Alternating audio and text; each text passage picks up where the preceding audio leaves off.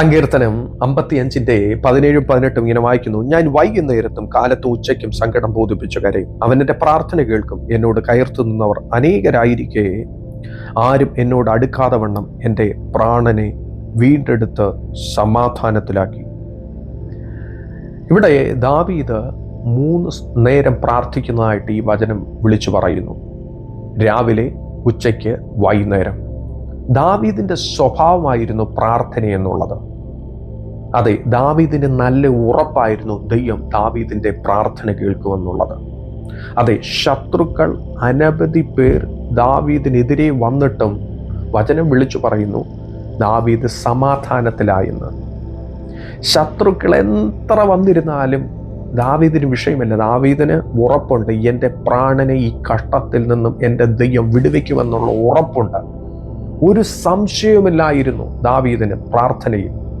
ഇന്ന് പകലിൽ എന്നെ കേൾക്കുന്ന ദൈവമക്കളെ, എത്ര സമയമാണ് നിങ്ങൾ ദൈവസന്നിധിയിൽ സ്പെൻഡ് ചെയ്യുന്നത്?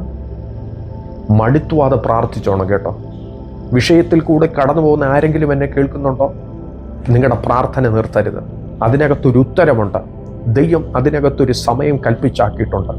1 തെസ്സലോനിയർ 5:17 പറയുന്നുണ്ട്, മടുത്തുവാതെ പ്രാർത്ഥിക്കാൻ. അതെ, മടുത്തുവാതെ പ്രാർത്ഥിച്ചാട്ടെ. ഒരു ദൈവപ്രവൃത്തി നിങ്ങളുടെ ജീവിതത്തിൽ ഉണ്ട്, വെളിപ്പെടുവാൻ പോകുന്നു. വിശ്വസിച്ചാട്ടെ. രോഗിയായിരുന്ന് ആരെങ്കിലും എന്നെ കേൾക്കുന്നുണ്ടോ? പ്രാർത്ഥിച്ചാട്ടെ. ഉത്തരം ലഭിക്കുന്നവരെ പ്രാർത്ഥിച്ചാട്ടെ. വചനം ക്ലെയിം ചെയ്ത് പ്രാർത്ഥിച്ചാട്ടെ. രോഗിയായിരിക്കുന്ന വ്യക്തി ഏത് വചനമാണ് ക്ലെയിം ചെയ്യേണ്ടത്? കർത്താവിൻ്റെ വചനം പറയുന്നു, കർത്താവിൻ്റെ അടിപ്പിണരാൽ എനിക്ക് സൗഖ്യം ലഭിച്ചിരിക്കുന്നു എന്നുള്ള വചനം ക്ലെയിം ചെയ്ത് പ്രാർത്ഥിച്ചാട്ടെ. വചനം പറഞ്ഞു പ്രാർത്ഥിച്ചാട്ടെ. നിങ്ങൾ അഭിമുഖീകരിക്കുന്ന വിഷയം ഏതോ, അതെ, അതിന് തക്കതായിട്ടുള്ള വചനം ഈ തിരുവചനത്തിൽ ഈ ബൈബിളിൽ കൊടുത്തിട്ടുണ്ട്. കഷ്ടത്തിൽ കൂടെ, പ്രയാസത്തിൽ കൂടി, ബുദ്ധിമുട്ടിൽ കൂടെ കടന്നു പോകുന്ന വ്യക്തിയാണോ? ഈ വചനം പറഞ്ഞു പ്രാർത്ഥിച്ചാട്ടെ. എൻ്റെ ദൈവമോ എൻ്റെ സകല ബുദ്ധിമുട്ടും തൻ്റെ മഹത്വത്തിനൊത്തവണ്ണം ക്രിസ്തുയേശുവിൽ പൂർണ്ണമായി തീർത്തു വരുമെന്നുള്ള വചനം പറഞ്ഞു പ്രാർത്ഥിച്ചാട്ടെ. ഓരോരുത്തരും അവർക്ക് വേണ്ടിയിട്ടുള്ള വചനത്തെ ഇതിൽ നിന്നും പ്രാപിച്ച് വചനം വിളിച്ചു പറഞ്ഞു പ്രാർത്ഥിച്ചാട്ടെ. വചനം വിളിച്ചു പറഞ്ഞു പ്രാർത്ഥിച്ചാട്ടെ. അത്ഭുതമുണ്ട്. അത്ഭുതം നിങ്ങളുടെ ജീവിതത്തിൽ മേൽ സംഭവിക്കുവാൻ പോകുന്നു. നിങ്ങളുടെ പ്രാർത്ഥന വൃഥാവായി പോകത്തില്ല. നിങ്ങളുടെ പ്രാർത്ഥനയ്ക്ക് അസാധാരണമായ ശക്തിയുണ്ട്. നിങ്ങളുടെ പ്രാർത്ഥന ദേശങ്ങളെ ചലിപ്പിക്കുന്നതാകുന്നു. നിങ്ങളുടെ പ്രാർത്ഥനയ്ക്ക് ഉണർവിനെ വിളിച്ചു വരുത്തുവാൻ സാധിക്കുമെന്ന് ഇന്ന് പകലിൽ അതെ വിശ്വാസത്തോടെ പ്രാർത്ഥിച്ചാട്ടെ. വിശ്വാസത്തോടെ പ്രാർത്ഥിച്ചാട്ടെ. കഷ്ടത്തിൽ കൂടെ കടന്നുപോയപ്പോൾ ദാവീദ് രാവിലെയും ഉച്ചയ്ക്കും വൈകുന്നേരവും സങ്കടം ബോധിപ്പിച്ചു കരഞ്ഞു. അത്ഭുതം കണ്ടില്ലേ? ഇന്ന് പകലും നിങ്ങളും അതേ അത്ഭുതം കാണുവാൻ പോകുന്നു. വിശ്വസിച്ചാട്ടെ. നമുക്ക് കണ്ണുകളെ അടയ്ക്കാൻ പ്രാർത്ഥിക്കാം. കർത്താവേ, നൽകി തന്ന അനുഗ്രഹിക്കപ്പെട്ട ദിവസത്തിനായിട്ട് തന്ന ഈ വചനം ശ്രവിച്ചുകൊണ്ടിരിക്കുന്ന എല്ലാ ദൈവമക്കളെയും അനുഗ്രഹിച്ച് പ്രാർത്ഥിക്കുന്ന പ്രാർത്ഥന ഇവരുടെ സ്വഭാവമായി മാറട്ടെ. ഇവരുടെ പ്രാർത്ഥനയുടെ അതിരുകൾ വിശാലമാകട്ടെ.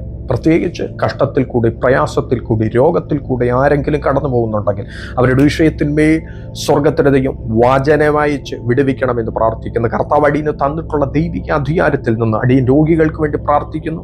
കർത്താവിന്റെ അടിപ്പിണരാൽ ഇന്ന് പകൽ ആ രോഗികൾ സൗഖ്യമാകട്ടെ. ബുദ്ധിമുട്ടിൽ കൂടെ കടന്നു പോകുന്ന ആരെങ്കിലും ഈ ദൂത് ശ്രവിച്ചു കൊണ്ടിരിക്കുന്നെങ്കിൽ അവരുടെ മേലും ദൈവപ്രവൃത്തി വെളിപ്പെടട്ടെ.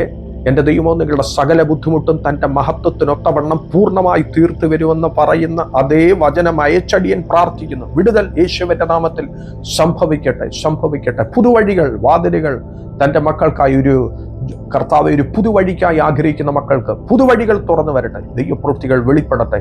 സ്വർഗം തുറന്ന് പ്രാർത്ഥനയിട്ട് നന്ദി. സകല മാനവും മഹത്വം കർത്താവ് നീക്ക് ആ ജീവൻ തന്ന യേശുവിൻ നാമത്തിൽ തന്നെ. ആമേൻ, ആമേൻ, ആമേൻ.